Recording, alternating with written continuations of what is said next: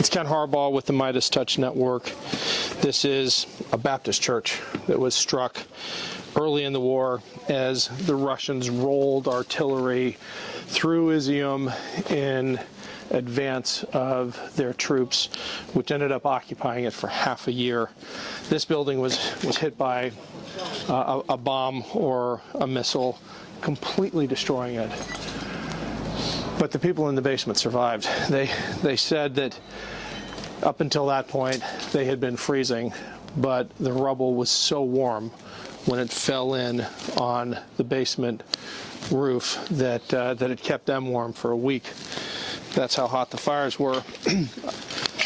Just surviving in the aftermath itself was an ordeal because they couldn't go outside, not even for a moment.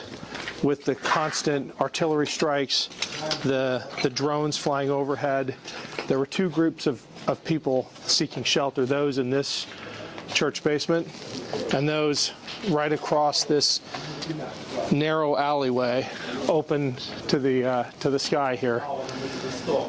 And the danger of just making this passage was too great, so they had a rope that they were able to use to pull the food back and forth. They endured this for a very long time because the Russians actually came into Izyum. And this is what the people on the other side of this alley were left to survive in. Basement is a generous description.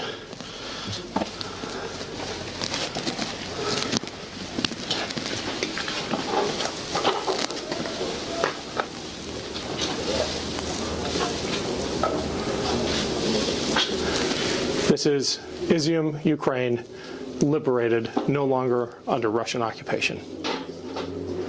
I'm with Konstantin, the deputy mayor of Izyum, who talked about the suffering that this city endured under Russian occupation after the rolling artillery in advance of the infantry devastated churches like this one, apartment buildings, houses all across the city.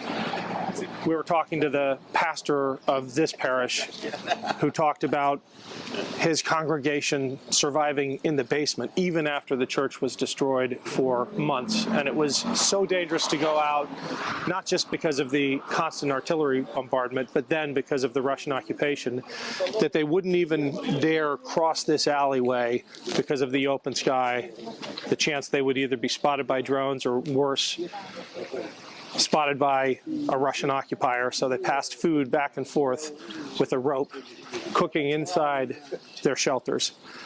But Konstantin helped lead his community in the early days, then had to flee because the choice for leaders like Konstantin was either collaborate or get shot in the head.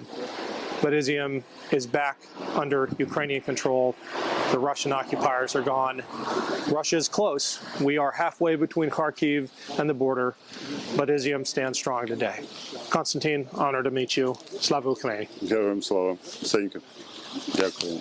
Dyakuyu. In the city center in Izyum, Ukraine, between Kharkiv and Russia.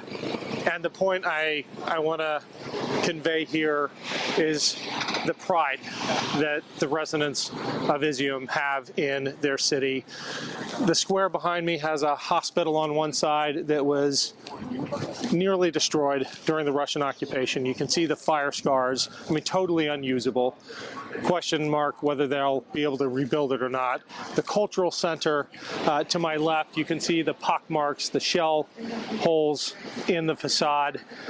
But when Izyum was liberated, the residents of Izyum came back and began to rebuild their city. I think this garden behind me, Slava Ukraine, Glory to Ukraine, is a testament to their resilience. Евгений. Дякую.